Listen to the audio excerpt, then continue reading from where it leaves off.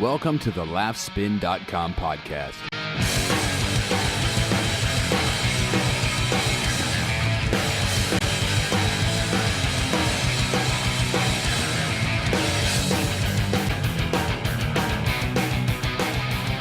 Hey guys, what's up? It's Dylan from Laughspin.com. Welcome to yet another episode of the Laughspin podcast. Thanks so much for joining us this week. If this is your first time joining us, by the way, thanks. Especially thanks for finding us. We do appreciate it.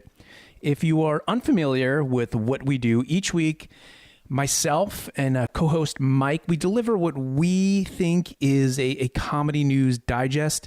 It's an extension of Laughspin.com, which is hopefully the place you go for all your comedy news and features needs. Every week what we do is we kind of go through the week's news in the comedy world. We play some fun tracks from upcoming albums that are not even out yet. We listen to some audio from some cool television appearances. We have a few laughs. It's all good. But when we do two different types of shows, that show, and then we do the interview show, the special episodes, and that's what you're listening to now.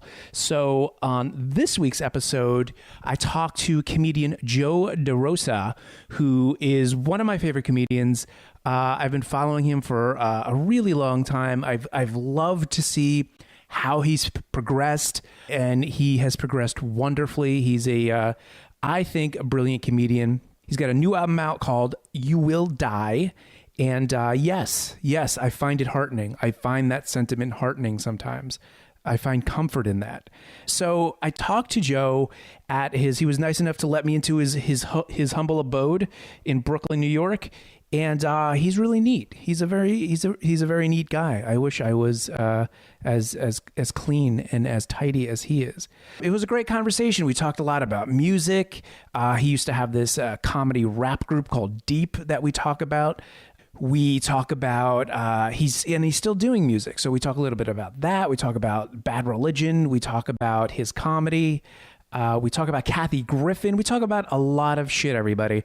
So I'm going to shut up and let you listen to the interview. Here it is. So before I hit record here, we talked about, we played one of your tracks on the new album, which is called You Will Die, which I love. Thanks. It's very, it's heartening to me. I find solace in that sometimes. Yeah. That I will die someday. You will. Yeah, I'm excited about it. It's, the title is, first and foremost, it's a Star Wars quote. Mm-hmm. It's from Return of the Jedi when Luke won't turn to the dark side at the end.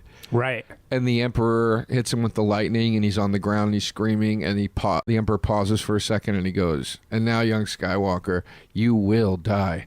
And so two of my friends and I had, we used to say it to each other. One of my friends, his name was Jason Ritz. He's a friend of mine from college. He loved that line because he would get so excited, and he would go, he's not suggesting it. He's saying it as a fact. Right. You will die. So he thought that line was so great and sinister. And then my friend Jamie Jowett and I would say it all the time when we would get drunk. We'd get really drunk, and he would be like, he would always make some joke about how we were approaching death because we were drinking too much. And then we started to go, "You will die." And we would do the impression of the Emperor to each other. So I always wanted to call something that. Okay. But I never had anything that appropriate. And then my act started to, over the years, I start to talk a little more about life and dying and all that sort of stuff. In different ways, sometimes literally about dying, and sometimes just about it's scary getting older or whatever. And then I was like, oh, okay, I could maybe finally call something "You Will Die." Right. That'd be a good title. And it would title. be justified. Yeah. It's not like you're shoehorning it in there. Yeah. So this new album has a chunk of stuff on there about when my mom was in the hospital a couple of years ago. There's stuff on there about healthcare and nurses and whatever. And then just the overall theme of the album is kind of just there's a lot of stuff about people that take themselves too seriously and about how we don't a lot of people don't embrace science enough, and depression and all these things that kind of tie into this concept of like, it's all going to end one day. So maybe we should look at ourselves a little differently. Maybe I need to stop dwelling on certain things. Maybe I need to get up off my ass, blah, blah, blah. Yeah. And then also the second disc of the album is an attempted recording of the first disc. Right. So it's me in front of a bunch where the audience came in and they were just shit-faced. So it's me dealing with drunks for 60 minutes straight. That's the bonus disc. So there's also a metaphor of like, you will die on stage sometimes. Right. So it worked. Yeah. Very appropriate. Thanks. Very appropriate. Yeah, and I like the cover. It's got the finger pointing at whoever's, points right out at you. Sure. And then you will die with a period at the end. Right. So there's no question. Yeah, I feel like it draws the listener in if they're holding a copy of the album in their hand. Yeah. Yeah, sure. So, before I hit record, we were talking about a small bit you do on Kathy Griffin that we played on a previous episode of the Laughspin podcast. Right. And you kind of call her out for, what do you call her? A stain on comedy? I say that she stains comedy. She stains comedy, right. The bit is about... there's a whole bit on the album about TV shows, right? Giving people two great, these reality shows or these sort of docuseries, whatever you want to call them, that give certain groups of people like this mentality that they're that they have much higher expertise than they actually have. Right. So there's a thing on there about tattoo artists starting to take themselves too seriously because of tattoo shows. There's a thing where I make fun of myself about like being like at an infomercial age where you're watching infomercials and the hidden message being like, I don't want to put effort into anything anymore.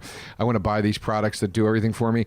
And then the third part is where I talk about, I'm kind of tired of like these TV shows where gay guys teach straight guys how to dress. Right. And it's like, I get it. Like a lot of our straight guys have shitty taste and they need some schooling, but also why do we never talk about the shitty taste that some gay guys have? And I kind of go through the list of certain things that are popular because gay guys predominantly love them. Right. And the last of those things is Kathy Griffin. And I say, if it wasn't for the gay guys, she wouldn't be staining comedy every year.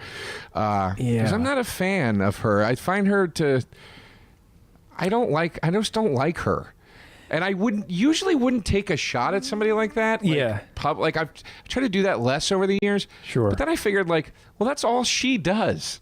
Pretty much. That's fair. It's just all stories and, and I try to, I try to remain as, I don't like bashing people at all on Laughspin, but I have written a few things about. I mean, the main thing that bothers me about her is, she churns out. She kind of, and I know this is me being very precious about the art of stand-up comedy, right. But I feel like she sullies the art by kind of crapping out a stand-up special every quarter. I don't know if she's still on the same contract that she signed with Bravo, but she was on a contract where she would do a special every quarter. So that's 4 in a year. Right. Where most stand-up comedians take at least 2 years to come out with a new hour. So she just made it into this kind of disposable commodity where it's just like her like talking. And the other bone I have is she's constantly nominated for Oscars. For albums that... For Grammys, you mean? Yeah, I'm sorry. Okay, Grammys, thank you. Okay. Oscars. Like, wow. She's also nominated for Oscars. For a second, I was like, oh, I respect her now. That's incredible. But they're not even proper albums. You could only get them on iTunes, and they're literally the edited audio taken from her Bravo specials, right? Like in one track. Right. So you download, it's just a 45-minute track. Oh, and like that's her album. Split it up into tracks? No. It's they just extract the audio and you hear beeps, you hear like censored. Awful. Yeah, I just I hear you about the taking shots at people. I've tried to lessen my acts of doing that over the years. there was a time when I would really just bitch about anything or anybody I didn't like. And then I started to be like, you know what, man? That's not my business. They're doing their thing. I'm not the fucking police of anything. Right. You know, who gives a shit what I think about if somebody else likes it, that's fine. And I really do, apply that sort of philosophy or to my approach to stuff now more. I try to speak more generally about things versus going, I hate this one person. I try to say more like, I hate this type of person. Right. But with her, it's weird. I almost find what she does offensive. I don't like the gimmick of like, I'm not famous, but you're clearly fucking famous. I mean, how long could that go on? Yeah, I mean, she's like an A-list celebrity at this point. Yeah, exactly. And she's still kind of flying that like I'm on the D-list flag, and it's just that gets annoying. I also, when I say offensive, it's like this thing that certain people can get away with, and it really bugs me. But like the fact that she calls her audience my gays. To me, that's like as offensive as being like, my blacks, I love my blacks. It's like, fuck you, man. Like, you're gays, like you're somehow the proprietor of these people. It's offensive. It's like, and look, I'm not going to sit here and act like I've never said anything offensive on stage, and I'm not even going to try to act like people couldn't make an argument against things I've said where maybe you could construe it as derogatory in one way or another. But It's like, I just, it's, if I got on stage and did routines about like, as most people got on stage and did routines about like my women, meaning like you women that follow and adore me, right? Or my fill in whatever ethnic group you want or whatever it is. It would be like, dude, that's really fucking wrong. It's like there's something really gross about that. And it's like Gary Owen, like he's another guy that I can't fucking stand. What does he do? He's a white comic that plays a lot of predominantly black predominantly black audiences. And he comes out and his whole approach is like, well, I married a black lady, so I get it. Right. And it's fucking offensive, man. It's like you don't get it, dude. You're like talking down to an audience and trying to make it sound like you understand. There's almost a tone of like, I get you guys more than you get yourselves or something. Or I'm the one that gets it, guys. And it's like, to me, that just reeks of imposter. It reeks of exploitation. Yeah. And, these people, meaning the two comedians we're speaking of, to me would be the first to fly the sort of flag of like understanding and tolerance, because, well, look at me, I play to a gay audience, right, and they love me. Or look at me, I'm white and I play to a black audience and they love me. And it's like, no, dude, like, to me what you're doing is as like shitty and exploitative as like the people that made exploitation movies in the 70s. Yeah. I just don't think it's cool. Like it's like, I don't know. I don't care for either of them. Yeah, I guess if the audience doesn't, I don't know, I was going to say rebel, but that's a little dramatic. But if the audience doesn't kind of react negatively towards that, I guess they're just going to, that's it. That's their thing. Yeah, and let me also, too, just to go in a little more specifically to my take on these two comics, like, I worked with Gary Owen years ago, and he was a dick to me. Okay. He was a condescending prick. So I don't like him on a personal level either. He probably has no idea who I am. I don't think he remembers me. I don't think he would know me. We certainly don't run into each other in the comedy circles we travel in. He's in LA, no? I have no idea. He should be in Antarctica or someplace where comedy doesn't exist. But, and then also Kathy Griffin, like, the thing that really turned me off from her was I had a friend that made fun of her on stage, and she saw it, and then, like, I guess, I don't know, months later or weeks later, she was supposed to do a show that he was on, and she was like, I won't go on if he's on, because he said this and this about me. And it's just like, you're a fucking hypocrite. On top of all this other shit, you're a hypocrite too. It's just nonsense, man. I don't care for I don't like those two. Okay. All right. I'm taking them off. I was thinking about putting them both on my Christmas card list. They are not going on my Christmas card list now. Right. Yeah. Yeah. Because you have influenced me otherwise. Okay. Very good. Very good. I was listening. I have an old school iPod.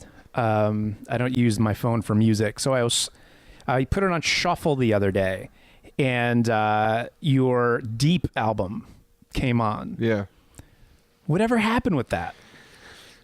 Well, it's funny you bring that up as we talk about this stuff. For any listeners that don't know what that is, which I'm sure is all of them, my friend and I had a rap group, a comedic rap group called Deep. Who was the other comic? Well, he wasn't a comic. His name's James Pinkstone. He's one of my best friends that I grew up with. Okay. And he's a musician that I'm friends with still to this day. He's one of my closest friends.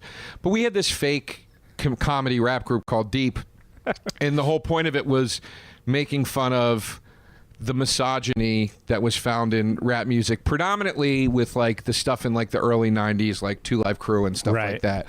And we were like, oh, it'd be funny to do a rap album that like satirized that, but took that to the ultimate like extreme, like just like the most depraved, misogynistic thing of all time. And it is. Yeah, it is. It's filthy. It's fucking hilarious. Thank you.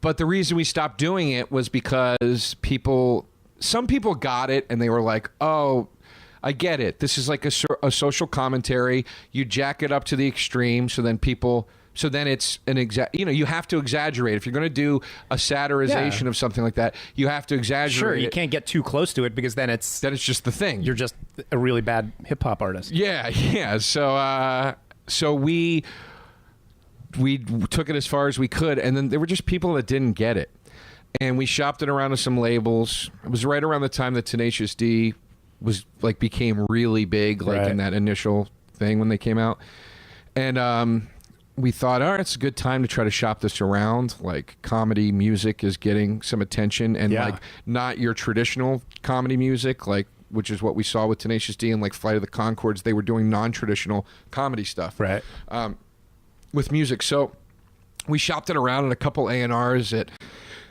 I think, Interscope and some other places, liked it, but they were just like, dude, we can't put this out. We can't. Like, nobody's going to get it. Nobody's going to get that this is a joke. Right. Because we also tried to do a sort of Andy Kaufman-esque thing with it, where we were like, let's make it sound really good. Yeah. Let's make the beats good. Let's make the lyrics really concise and clever. And let's make the production value as high as we possibly can. But because we wanted it to be the kind of thing where if you heard it like from across the room, you'd think it was just a hip hop rap. But if you got close to it, you'd be like, what the fuck is going on with this? This is ridiculous. So we just decided to end it. We put out the one album, and we just didn't think it was the thing that we wanted to carry on with, because we didn't want it to mistakenly represent us in the wrong way, and you can't explain it to everybody. It's just kind of out there, so we kind of took it away from being out there. Can you get it on iTunes? No, you can't get it anywhere anymore. There are people that have it. It's funny. We did a show. We did a very short tour when we put out our one album, and we did a show in Birmingham, and I played two characters in the group. The group was three members. It was a guy named Drill Jackson. That was my friend Jim. And then it was this guy, Jay Beto, and another guy named Bernard Valentine. And I was Jay Beto and Bernard Valentine. Right. Bernard was kind of like the hype man, like sort of Flavor Flav position in the band. Right. And then Jay Beto and Drill Jackson were the two main MCs. So I played Drill Jackson and Bernard. And at the shows, I would change and come out as Bernard, and then go back and change and come back out as Jay Beto. And we did a show in Birmingham, and it was fucking packed. Like, we packed out this bar, and there were all these dudes that were really into it. They were like huge fans, and we slept at their house after the show, and they took us out, and they got us wasted and all this stuff. And years and years later, that was like 7 or 8 years ago. 2 years ago, I went down to Birmingham to a place, I think it was called the Possum Tree or something, I forget, to do a comedy show. And I was standing at the bar, and these two dudes came up to me, and they're like, dude, Jay Beto, what's up, man? When's the new Deep album coming out? And I was like, never. And you're the only person that's ever recognized me from that thing. Deep. And that's why it's never going to come out. So, you know, we still play music, though. James and I still play music. We have a band now called Funeral in the Mirror, and it's electro pop / sort of funk punk, whatever. And it's not funny. It's just, you know, it's just music. Straightforward, straight ahead music. So. That's great. So, you know, we still have fun playing together, but the sex rap aspect of it is gone. We still write lyrics, though. We were texting lyrics last night to each other, and we laugh and go, one day. A deep reunion. Yeah, one of these days. We also wanted to do a thing with Funeral in the Mirror. Like, we really get obsessed with this idea of, like, if you just, at a glance, it's normal. Later, but if you get close, like it's like the whole premise of that is like, or the whole concept of that is like in Pulp Fiction. That's how I always described it, like with Harvey Keitel, where he goes, so if some pig gets nosy, sticks his head in the car, at first glance, everything will appear to be okay. But if he pokes around too long, he's going to know something's right, you know? Right. When they're trying to get the blood and brains. I always thought of it like that. So like, but our first Funeral in the Mirror album it's already out. It came out on iTunes, and I mean it's available on iTunes. But we have a new album coming out soon, and we kept talking about like we should do this thing, and we actually re-recorded 1 or 2 songs with this. But we were like, we should do this thing where if we ever get to a point where we have a greatest hits album or a best of, every like 3rd copy or 4th copy, all the lyrics have been re-recorded, and now all the songs are about licking out a dude's asshole. And we re-recorded the vocals on 1 or 2 songs, like just as a starting point. Because we were laughing so hard at how funny that would be. He was like, could you imagine if we were ever famous enough that anybody would want a greatest hits album, first of all?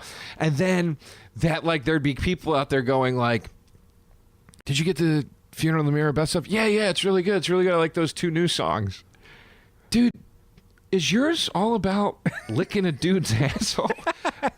I got it and was like, what the fuck? It's the same songs, and they sing them exactly the same, but all the lyrics are about licking a dude's asshole.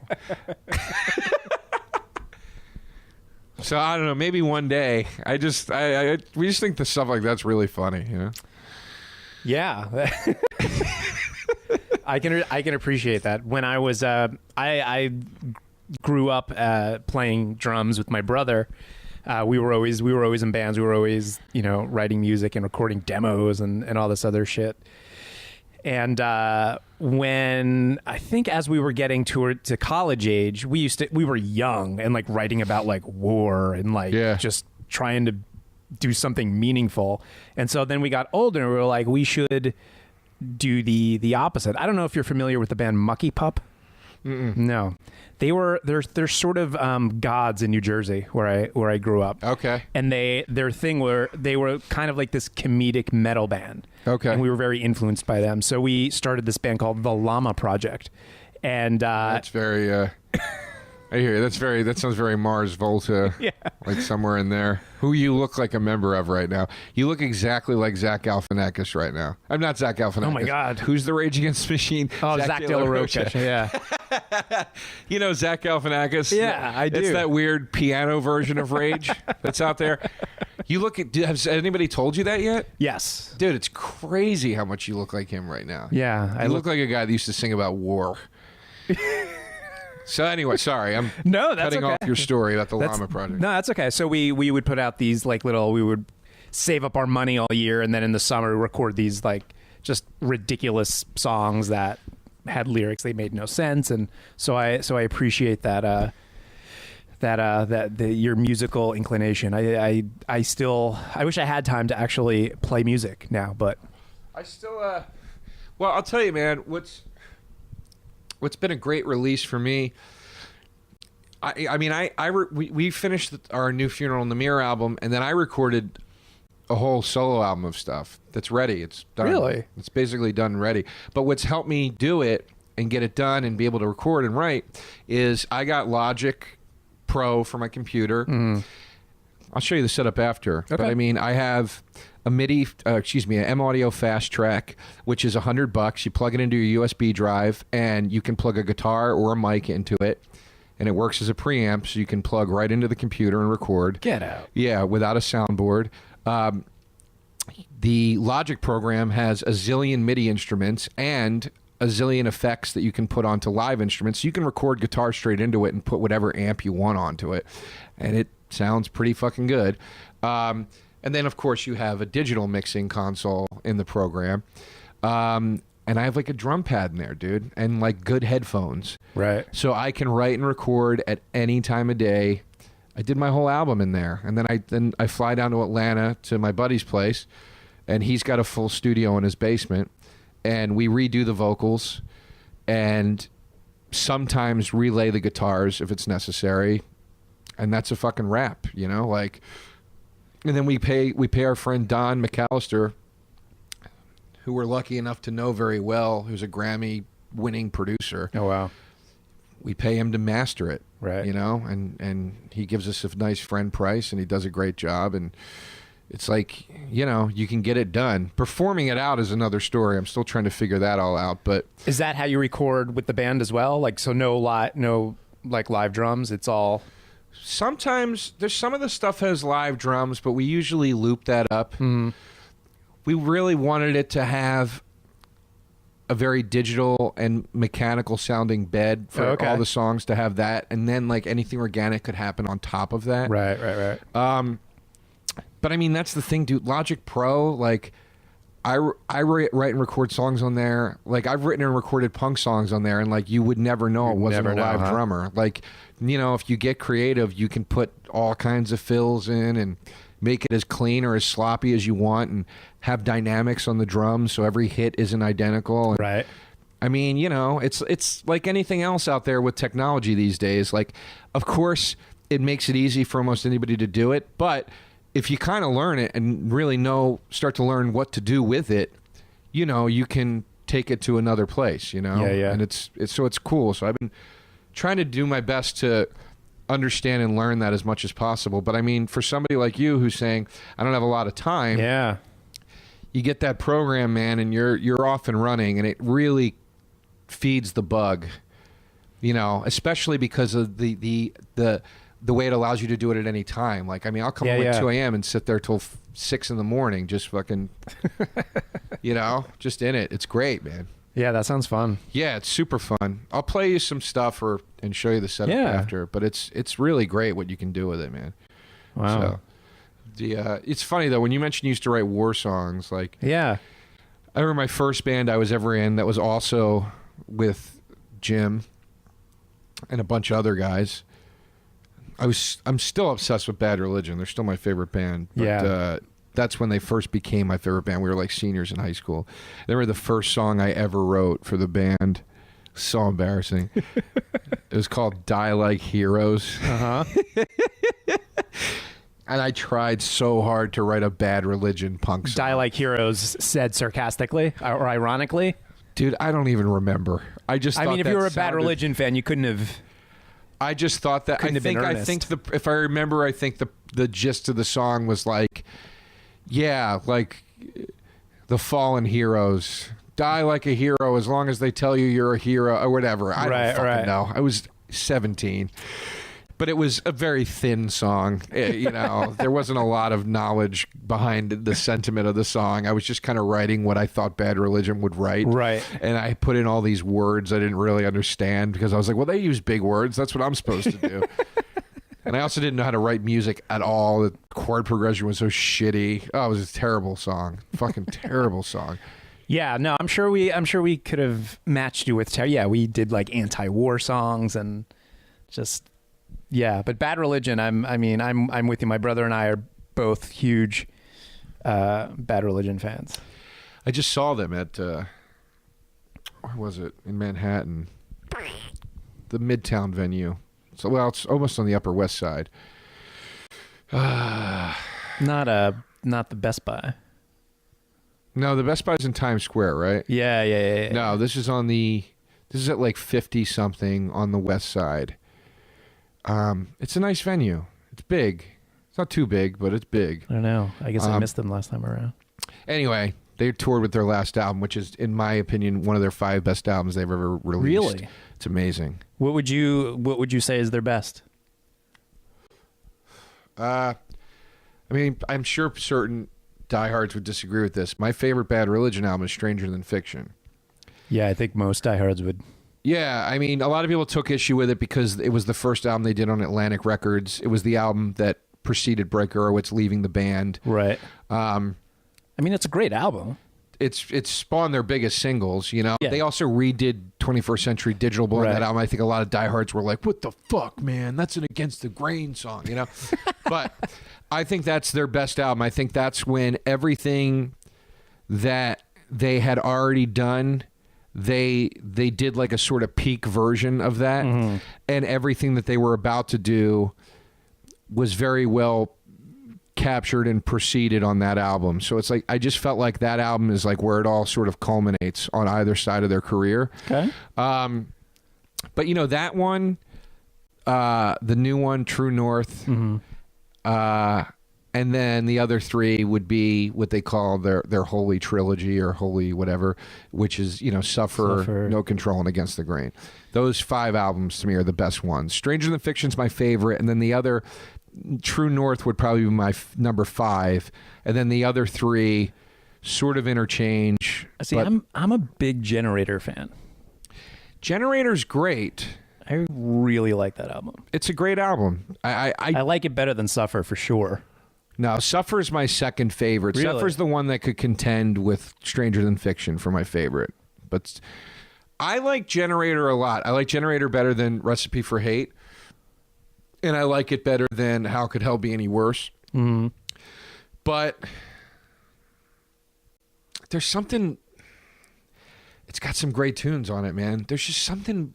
There's something different about that album that I can't put my finger on. That I feel like it stands out, which is probably why it's your favorite. But like, I feel like it stands apart from the other albums for the most part. Like, there's something. Maybe it's the production or the fact that it was the first album that was a little shorter. Like, all of a sudden there was only 12 songs. Yeah, I feel like there's more mid-speed songs on there as well. Yeah, I think it's a little generally slower than Suffer and Against the Grain. I really like Against the Grain too. Did you know that? I hope the smoke's not bothering you, dude. We're sitting. By the way, listeners, we're sitting in Joe DeRosa's apartment, which I feel like I'm home because I'm seeing many Star Wars things. I'm seeing the entire series of The Critic, which I too own. Yeah, it's great. I'm seeing Bill Burr, Greg Giraldo. Yes. I'm home. Yeah, there's a lot of relatable stuff on these DVD shelves. I am proud of my DVD collection. I refuse to tap out to the downloading of films. I want to keep. I mean, I stream a lot too, but I like buying DVDs. I just got those in the mail. What do we have? We have MacGruber. Unedited MacGruber, which Unedited. I'm excited to see. They're working on a new one, you know. Shut up. They are. They are? Indeed. Oh, that's great news. I don't know how far they are with it, but they are working on a new MacGruber. That is awesome. And what is this? Street Trash. I got that movie. I've never seen it. I bought that on blind faith. Judah Friedlander was wearing a T-shirt of Street Trash. And obviously the word street trash jump out at you. I was like, what is that? He was like, it's a movie from the 80s, horror movie. I was like, is it good? He's like, yeah, man, it's fun. It's gory, like whatever. And I was like, you know what? I'm going to buy it, like based on the title alone. And I know Judah's a big horror guy. So for him to be like, yeah, it's cool. I thought like, all right, it's got to be pretty good. And the reviews, you know, albeit I'm sure they're from many, many horror fans, were pretty good online. And I don't know, it just looked like a fun 80s disgusting horror movie. Yeah, it does. In the sleazy, foreboding world of winos, derelicts, and drifters in lower Manhattan, plus it hits home. Yep. 2 young runaways, Fred and his younger brother Kevin, live in a tire hut in the back of a vast auto wrecking yard. Yeah. Oh, sorry. And the front of the box Case says something along the lines of like New York just went down the toilet. Yeah. Because it's got, and then the picture is a like disgusting zombie crawling out of a toilet. So it's like, just in case they didn't hammer it home, just how bad could it be? made it literal. Yeah, how bad could it be? But I love think it looks fun. Yeah. Yeah, I don't know when I'm going to watch it. That whole top shelf over there at the top of the bookcase. Oh, yeah. That's all stuff I haven't watched yet. Oh, okay. I get a little backed up. There's got to be like 30 movies up there that I haven't watched yet that I just bought or people gave me. And I just didn't get around to it yet. But there's a lot of good stuff up there. City of God's up there. I never saw City of God. Yeah, neither did I. An amazing I. film. Never saw it. El Mariachi. Never saw it. Saw all the other Rodriguez films. Never saw that one. Yeah, I don't think I saw any of those movies. But there's some horror box sets up there that are like, it's one of the things I do when I'm on the road.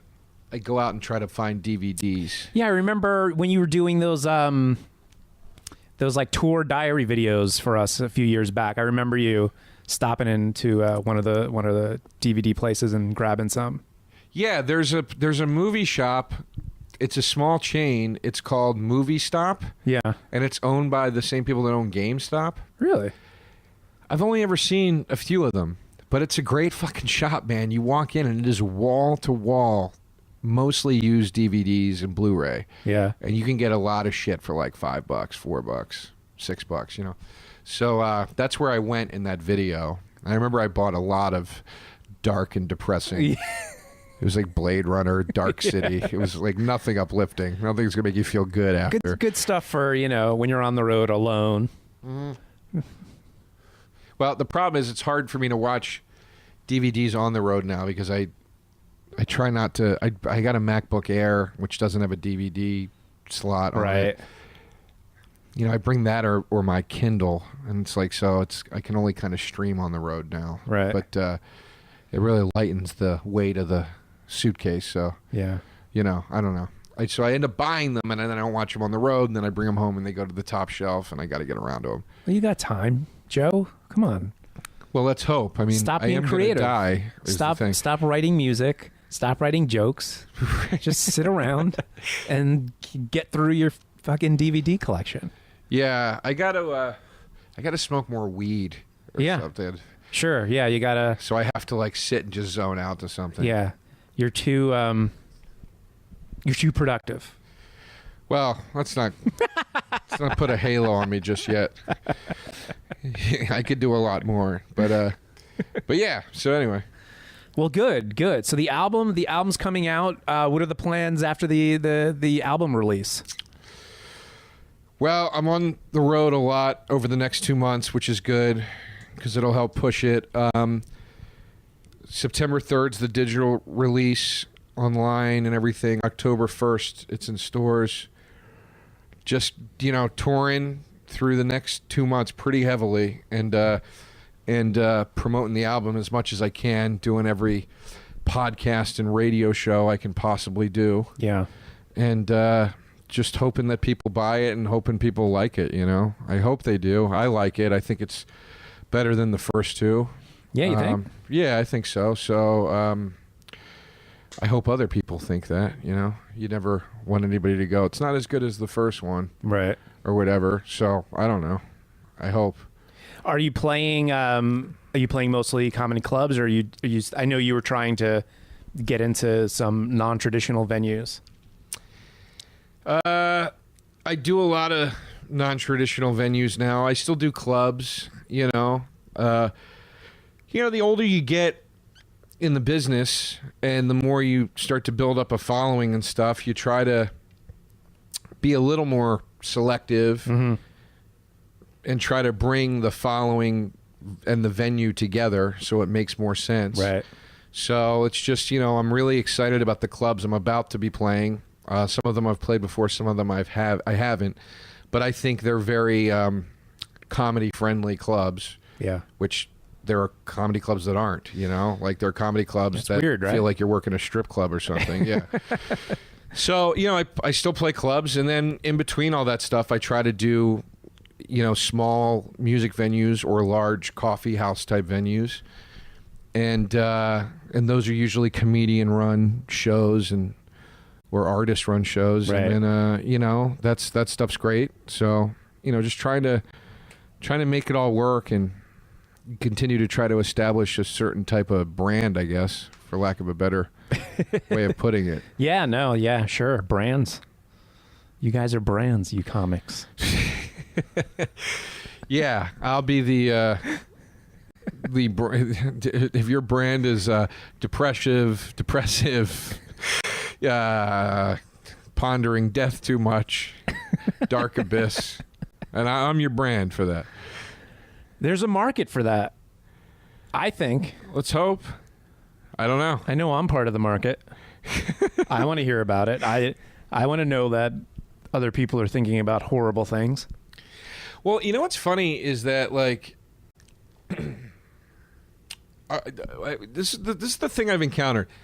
People that think about it a lot, are the people that are comfortable with joking about it. People that don't think about it and don't fear it aren't comfortable with joking about it, which doesn't make sense to me.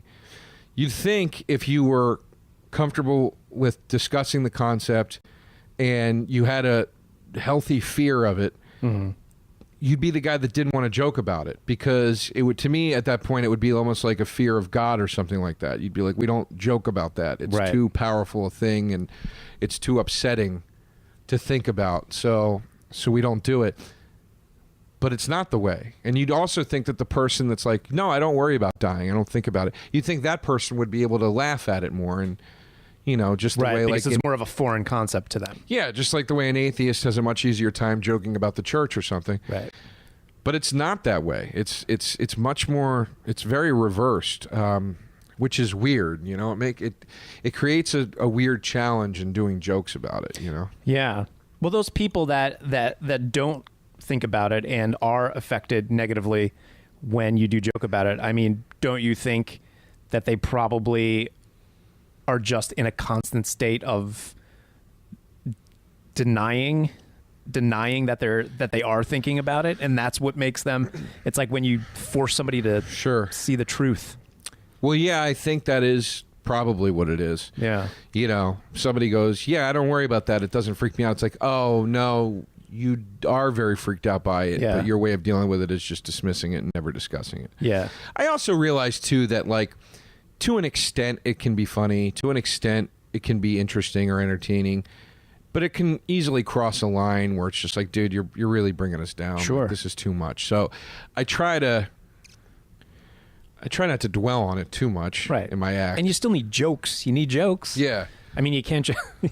Well, it's funny, man. The new hour that I'm doing now, that's not the CD, it'll be whatever the next thing is. Like, I talk about it, I think, more in this new hour than I do on the CD. And I had to figure out a way to where to place it, and like how to weave it in to some other stuff, so it didn't lay on it for too long. Right. Because I learned kind of quickly when I was working out some of this new material, like, people were just like, I have this new bit about, like, because I'm single and I live alone and I'm in my 30s now and whatever, I think about a lot, like, if I died in the apartment, like, how long would it take before anybody knew that I was dead? Right, You know what sure, I mean? Because sure. you don't have that girlfriend or whoever checking on you. And the bit does well, but there are times, like, where people are like, dude, it's obvious, like, we don't want to hear this. Right. This is depressing us. Like, it's like, and I don't mean like, oh, it's so edgy, man. It's just like, people just don't want to fucking hear it sometimes. So I had to kind of figure out, like, in a long set, I was opening with it for a while. And then I was like, you know what? This isn't an opener. Right. This is like, let me get them laughing a little bit at some of the other stuff from my life, and then kind of jump into this, and then ramp out of this into stuff about, like, getting older and maybe having kids, and then that's a little more relatable. So, Sure.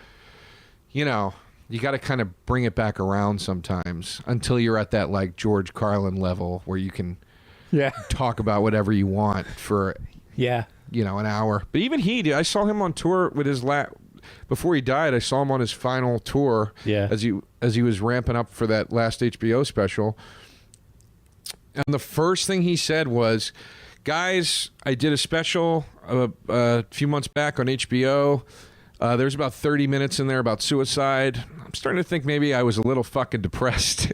Yep. Anyway, I don't want to talk about that stuff anymore. This is the new stuff and whatever. And it was much brighter, you know? So even with a guy like that who is, in my opinion, the ultimate master of stand-up and whatever, like, even he was like, okay, I'm aware of maybe I crossed certain lines or maybe it was too heavy on this or it was too dark, so let's swing it back the other way. Yeah. You know, so. I think I was at that taping, that HBO taping, the super dark one, and it was dark. It was, I mean, I'm a huge Lifetime fan, but I remember laughing out loud maybe like 2 or 3 times because it was, and I was excited to be there. Like, yeah. I was ready to laugh, like, because he's God. And it was pretty dark. That was a tough special, and I love that special. Yeah. I love it. I think I need to go back and watch it. It's very, very interesting material. It's very funny at times. Like, at other times it's very dark. And at times it's both. But, like, there's some of his best material on that special. But it was an interesting special for me because I remember I saw it on HBO, and it was the first time I had seen him publicly, I think, since his last special, which was Complaints and Grievances, was the one before that, which was the one right after 9/11. Right. So the next special was Life is Worth Losing. And I remember when he walked out on stage, his face looked older, much older. He looked kind of bloated, like he was probably on some kind of medication. Yeah, because I know he had heart failure. Yep. And it was upsetting. Like, and he was much more stationary. He wasn't like moving around and stuff as much. And I was like, man, George Carlin's like an old guy now. And then the whole special was about death and dying and all this stuff, and it made me sad. Like, I was happy there was one more after that where it was a little more like social commentary based. Yeah. And also he did some jokes that were a little more jovial or whatever. Yeah. I was happy because I didn't want my last like memory of him to be me going, oh my God, he's old now. And then also it was a whole special about death. You know what I mean? Yeah. So. Yeah, it was good that that another one came out. Yeah, well, it's like with Pryor, like you can, I think it's on YouTube or it's it might even be on like Spotify and stuff. There's like final recordings of Pryor at like the Comedy Store where he like is into the MS and he is on stage and he's still funny, but like he's like slow and it just makes you sad, man, because you're like, this is the dude that's like all fucking wiry, walking back and forth, you know, like doing that laugh and shit, and like, right. It's like it's sad. You don't want to see the guy like that. You know what I mean? Like, you know, but it's tough. There's something musicians and comics. There's something so tough about seeing them get old, where they can't. Yeah, because they're like untouchable. They're gods. They make us happy. We sit in our living rooms and they bring us, I don't know, this escape. And then we see them as humans. And we're like, you're not supposed to be human. Yeah, well, also too, it's like the type of performance it is. It's so passion and energy based. Yeah. That when you see them get robbed of a bit of that, even if it's just a little bit, you don't want to see it. You don't want to see that, you know? I feel extraordinarily lucky that I saw Frank Sinatra perform before he died. But I saw him at the end, man. I saw him, you know. So there were moments where I was like, he nailed that song. I just heard Frank Sinatra sing a song and I'm in the same room as him. And then there were moments where like he completely forgot the lyrics to My Way. Right. Like, God damn it. Like, and I'm not angry or upset. I want to like hug him. I feel bad. Like, that's fucking Frank Sinatra. That's the guy that like punched out reporters in traffic. You know, he's, you know, he was like the Alec Baldwin of the day. He was. I wish I could go back and live for a while in the 50s and 60s. Because like dude, I look back at Frank Sinatra and I'm like, it's superhero level to me. It's superhuman. Like, well, I can't, what he got away with? my concept of him. Yeah. It's beyond. It's just like it's like the stuff of legend. But I'm also not seeing it. I'm seeing it. I look at it as a guy that got into Sinatra in the 90s when I was a teenager, and then started to look back at everything, and it's already the stuff of myth at that point. You know what I mean? So you don't know what's exactly true. You don't know if it's all true. You don't know if stuff was exaggerated. You know what? So I wish I could go back in the 50s and 60s and like see it as it happened and be part of that public and watch it happen. And so then I could understand, like, was it really as glorified as I'm making it? Or is it just like this would happen with any performer that you kind of look back retrospectively or retroactively? And I'm leaning towards it really was the amazing thing. Because, I mean, there are a lot of bands and musicians and singers and whoever and comics that I look back on like that. And I mean, dude, Richard Pryor's like the only one that could come even close to like the fucking stories about Frank Sinatra. Like, it's crazy. Like, look, I'm a huge Dean Martin fan. There are not Dean Martin stories like there are Frank Sinatra stories. Right. There are great Dean Martin stories. There are great Don Rickles stories. There are great Tony Bennett and Sammy Davis stories. There are great stories about all those guys. But Sinatra's still, the stories go to this fucking other level where you're like, and I don't know, I think a lot of it had to do with he didn't do a lot of interviews. You know, he did Carson one time. Is that true? Yeah, he I did didn't it know like that. one fucking time. And it's one of the best interviews ever because like it's in like the early 70s. He's sitting on the couch. He's wearing like this blue suit with lapels, like double wide. Yeah, like yeah. they're like beyond lapels. These things are shooting out of the sides of the jacket, and the open fucking shirt with the gold chain. Like he's super. It's the 70s, and these black leather boots. And dude, he's just sitting there like with his legs crossed like this, just back. Like it's just like. It looks like he's doing a guest spot. It literally looks like when like Louis drops in to do a guest spot on like a show in Brooklyn somewhere. Mm-hmm. He's just like, dude, I'm beyond the king of this right now. Like this is nothing to me. You know, and it's the Tonight Show with Johnny Carson. It's so crazy. And it's just so funny, man. Like, and then Don Rickles comes out and sits on the other side of Sinatra, and then they turn and just start talking to each other, and Sinatra's literally got his back to Carson, not in a disrespectful way, but just like, I'm talking to my friend right now. Right. And nobody could say anything. Like, and it just makes sense. Like, it's like, you just don't see that, man. Like, it's crazy. Even with like Michael Jackson, as big as Michael Jackson was, there wasn't that. Michael Jackson still was like a weirdo, and like, you know, he was kind of dainty and not like a sort of aggressive personality. Right.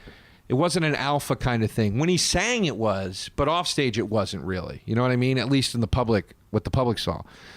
But Sinatra, it's like the guy literally like on stage, like doing everything except taking his dick out and being like, deal with it. I'm the fucking man. And then walks right off stage, and it's like the same fucking dude. Right. Awesome, man. Fucking awesome. I don't care who he punched in the face. He was a man. He was definitely a man. Oh my God. Just the greatest. Just the fucking greatest. I had no idea you were such a big Sinatra fan. Oh, dude, huge, man. Fucking huge. Like, you know, I mean, I don't even know why I got into him. I think it was because... Did your parents, like, listen to him? A little bit. Not a ton. My friend's mom, my mom's best friend, loved him a lot, like idolized him. So from the time I was a little kid, I had a very good idea of who he was. Mm-hmm. And I knew that he was somebody to be respected, but I wasn't into the music as a young kid. Yeah. I just knew that this guy was like this entity that you like, that was like revered, you know? But I think it was because like my mom showed me Goodfellas when I was like 12 or 13. Mm-hmm. And that's when I started to kind of think like I, you know, that whole scene of that, like the 1960s Italian guy and like the suits and the swing and the rings and all that. That's when I started to think that was really cool. Right. And I think just the more I got into like gangster movies as a genre and like the learning more about that culture from that area, whatever it was, I think I just got more into them. And then I finally got an album, and like I remember I liked like 2 of the songs. I didn't love it. I just liked 2 of the songs, and then within like, it was one of those classic things when you're a teenager. You get it, you kind of like it, Right. and then like 2 months later you can't stop listening to it. Like the whole thing's on repeat, and that was it, man. That was the way I was with almost every band I love or musician, you know. I'm like obsessed with Frank Zappa. I have a fucking Zappa's name tattooed on my arm. I see that. You know, like, I mean, the first time I heard Frank Zappa, I wanted to fucking puke. It was that. You hated it. Oh, okay. I hated it. I was screaming at my friend to shut it off. I was like, this is the worst fucking thing I've ever heard. Right. And then a month later, I was like, you know what? I like that one song. Right. And then a month later, I was like, you know what? I'm going to get the CD and see if I like anything else. Right. And then a month after that, you're like, well, I like 3 songs on this CD. And then a month after that, you're like, oh my God, this guy's a fucking genius. I have to go buy everything. Yeah. And then I just started to buy everything and was just completely fucking obsessed with him. Yeah. Still am. It happens like that. It's, you know, I think it's abnormal for you to, it's like with anything. It's like, I mean, maybe this is a lofty analogy, but it's like with relationships. You know, I think if you start dating somebody and you're like just head over heels, it's horseshit. It's absolute horseshit. You need like a slow burn. And that's what I think you're describing, where you don't really get it, and then like you sort of start getting it. I think that's natural. Mm-hmm. Like to listen to a song and be like, this is the best thing ever, that's not going to last. Right. It's not going to last. Right. You need that slow burn. Same thing with like, you know, people who get into relationships and they're like, I'm so in love with this person. No, you're not. Yeah. Something else is happening. Yeah. And I have a tendency to do that. I have a tendency to get overly enthused about things that I'm not that familiar with. Mm-hmm. I like, even though I'm a kind of a traditional person, not meaning like values traditional, meaning like just in my life, like I'm obviously a very neat person, and like you really are, guys. I know we can't see this, but this is a really fucking. It's not like did you pick up for me? You didn't pick up for me. Not at all. This is how you live. This is how it looks. Like a fucking human being. Yeah, this is how it looks. Ugh. I always wanted to get, and I'm friends with Sebastian, but I want to get Sebastian Maniscalco over here because, you know, his whole thing is his whole act is about like what's wrong with people. You know what I mean? Yeah. Why do they do these things? Look at these slobs out in Right. public. It's like I always wanted to invite, like he lives in LA, but I always wanted to get him to my apartment to just be like, Sebastian, you'd be proud. Like, you'd be proud that there's a guy you know that's probably as neat as you are. Right. He's a guy who I would assume is very neat. Did you ever see him? Yeah. Dude, he's fucking, every time I see him, every thread perfectly. Yeah. I saw him up in Montreal at the festival this year, and we hung out at a party, me, him, and Pete Corielli, which, by the way, one of the funniest hours in my life ever. Like hanging out with those two guys in a corner for an hour at a party where everybody else was like dancing or networking, right. and we're just in the corner being dildos with each other. Dude, literally crying, laughing in the corner of this party with those two dudes. They're so funny. And but I was joking with Sebastian. I go, dude, I remember the first time I ever met you, I was with Steve Byrne, and you came and picked us up to go to lunch at the what's that outdoor mall thing in LA? The Grove. Oh, the Grove, right. Yeah, I go, you came to pick us up to go to the Grove for lunch, and I go, your car, I mean, it literally looked like you just drove it off the lot. Like it was the cleanest car I've ever been in. And I go, and you had the most perfectly pressed shirt from the dry cleaners hanging in the back seat. And I was just like, I know this dude. Like I grew up with this dude. I get it. He's an Italian guy from Chicago. You know what I mean? Yeah. You wear a pressed shirt, you get it professionally pressed. Right. You know, like It's just hilarious. So Shoes are shined all the time. yeah. Yeah, like the Goodfellas. Like, make his shoes look like fucking mirrors, this kid. Like, it's like, yeah, he probably has, like, mirror shoes. You know? He's hilarious, man. I love that dude. But, yeah, anyway. So, I'm very organized and neat. And Yeah, I love it. I like tradition in my life. Like, I have routines and things. However, I get incredibly infatuated and enamored by new things sometimes. And it burns me a lot with music. I hear an album and I call people like halfway through listening to it. You gotta buy this right now.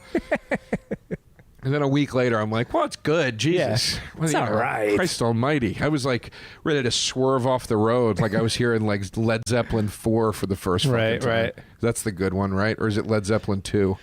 No, 4 I think is the one with Stairway and Yeah. and all that other and like Whole Lotta Love and all that stuff. Right. So, all right, Joe. This has been nice. Is that it? We're done? I think we're done. All right. I think we're done. Did you want to talk longer? I mean, I don't give a shit. I'm just sitting here. You're at my house. I don't care. We're at about an hour.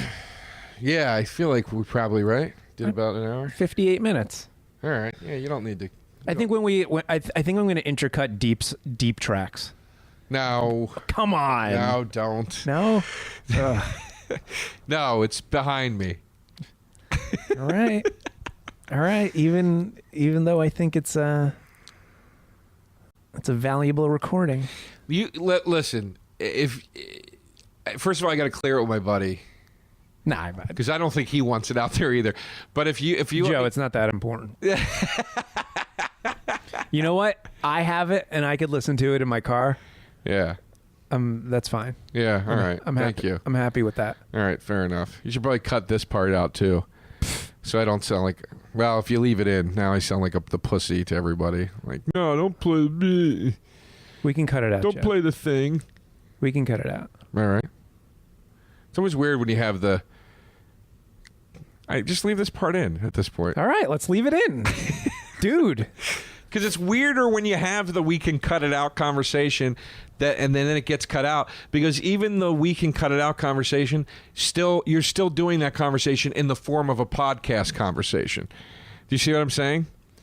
So then when you cut that out, it's like we just had a weird podcast style conversation or interaction about something, and then they cut it out. And now it exists nowhere.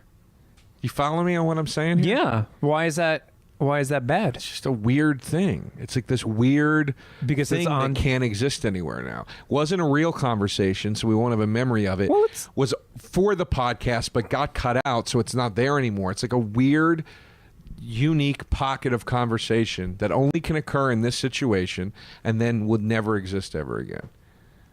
What you're hearing right now, what you just heard, people, over the last 2 minutes, could have never existed. And you heard it. That's very interesting to me. They could have never heard that stuff. That could have been erased from the records of time, but they heard it. Yeah. That's pretty fucking cool when you think about it. It's powerful. Yeah. Can you believe I'm not high right now? I believe it. I believe it. There you go. All right. Thanks, Joe. Thanks. And there you have it. Joe DeRosa. Go and pick up his album. It's called You Will Die. You can download it now. Do it. It's excellent. And while you're at it, pick up his first 2 albums as well. They are also excellent. I'm a huge fan of his first album, the Depression Auction. It's a super album. Not that this third one isn't. It is. Get both of them. Get them all. Treat yourself.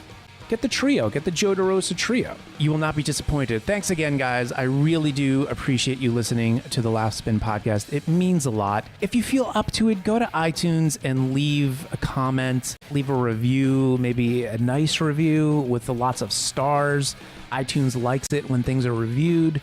We like it when things are reviewed. I would really appreciate that. If you're not following us on Twitter, please do so at laughspin.com. We're on Facebook. And of course, you should be visiting laughspin.com every day for your comedy news and features and videos and podcasts and all that good stuff. And be sure to check out allthingscomedy.com, which is our podcast network that was started by Bill Burr and Al Madrigal and has a shit ton of great podcasts Bill Burr's podcast is on there. Obviously, Ari Shaffir's, Tom Segura, Tom Papa. There's just a lot. Tom Rhodes, another one of my favorite comics. So check that out, allthingscomedy.com. Until next week, see you guys.